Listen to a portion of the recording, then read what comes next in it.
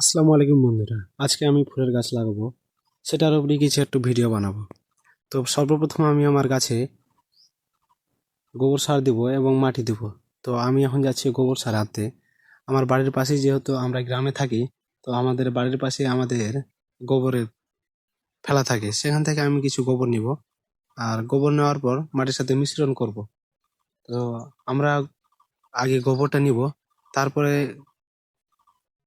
মাটি নিব।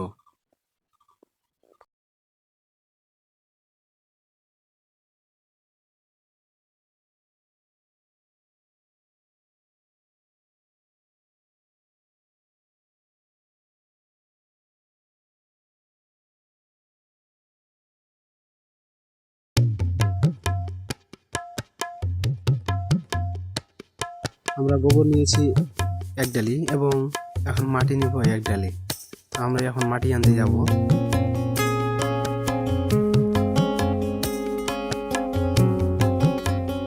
আর মাটি নেব বেশি না, আর মাটি নেব পর্যাপ্ত পরিমাণ। আমরা মাটিও নেব 1 ডালি।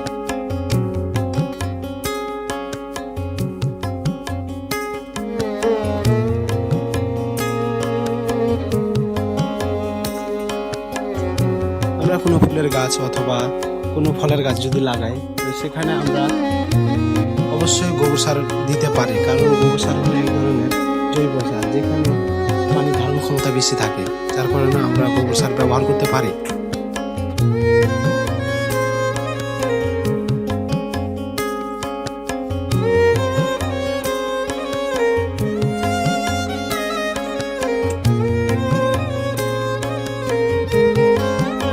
এখন আমি মাটি ও গোবর সারের ভিতরে যেসব ময়লা বা পলিথিন অথবা যেসব আবর্জনা থাকে, এগুলো আমি আলাদা করব।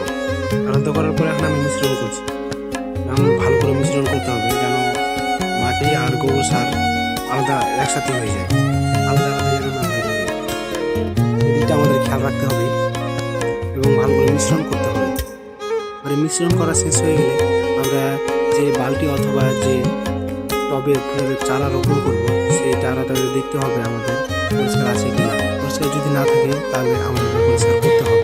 এবং পরিষ্কার করার পর সেখানে আমরা যে গোবর এবং মাটি মিশ্রণ করেছি, সেটা এখন আমরা দেব। এবং আমাদের ভালো করে দিতে হবে, যেন কোনো ধরনের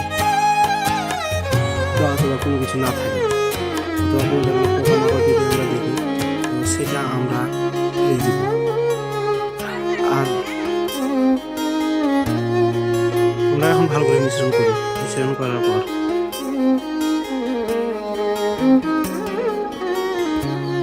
আমাদের যে চারাগুলো আমরা রোপণ করার জন্য নিব, সেদিকে আমাদের খেয়াল রাখতে হবে, যেন আমাদের চারাতে যেন কোনো ধরনের সমস্যা না থাকে। আর যদি সমস্যা থাকে, আমরা সেই চারা নেব না, কারণ তারা অনেক ধরনের রাসায়নিক সার অথবা কোনো কিছু দিয়ে এই ধরনের চারা বড় করে থাকে। তো আমরা যখন কোনো চারা অথবা ফুলের গাছ নিতে যাব, আমাদেরকে অবশ্যই দেখতে হবে যেন গাছ অথবা চারা যেন ঠিক থাকে।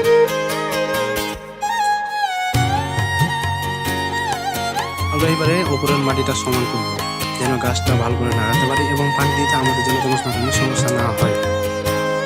এবারে আমাদের সর্বপ্রথম যে বিষয়টা লক্ষ্য করতে হবে, তারা এই ধরনের ফুলের গাছের সাথে এই ধরনের সুতা বা দড়ি বাঁধিয়ে থাকে। এই ধরনের সুতা অথবা দড়ি যদি থাকে, তো গাছ ঠিকভাবে বেড়ে উঠতে পারবে না, যার কারণে আমাদের এই ধরনের সুতা অথবা কেটে ফেলতে হবে। সেটা ব্লেড দিয়ে হোক কিংবা অন্য কিছু দিয়ে হোক, আমাদের কাটতে হবে। কাটার পরে গাছটি রোপণ করতে হবে, তাহলে আমাদের গাছটি দেহে ভালো করে বৃদ্ধি পাবে না। এবং যেই মাটিটা লাগা আছে, সেই মাটি এখানেও কিন্তু দড়ি দেওয়া থাকে, বাঁধ দেওয়া থাকে। এই জন্য আমাদের দড়িটাকে কাটতে হবে এবং কাটার পরেই আমাদেরকে রোপণ করতে হবে। আমরা যদি ভালোভাবে না কাটি বা ভালোভাবে যদি রোপণ না করতে পারি, তাহলে আমাদের গাছটি ভালোভাবে বেড়ে উঠতে পারবে না। এই ধরনের ফুলের গাছগুলো তখন দেখতে সুন্দর হবে না। যার কারণে আমাদের এই ধরনের দড়িগুলো কাটতে হবে, কাটার পরেই আমাদেরকে রোপণ করতে হবে। আমরা আশা করি আমরা ভালো করে রোপণ করব এবং যেন দেখি কেমন লাগে দেখতে।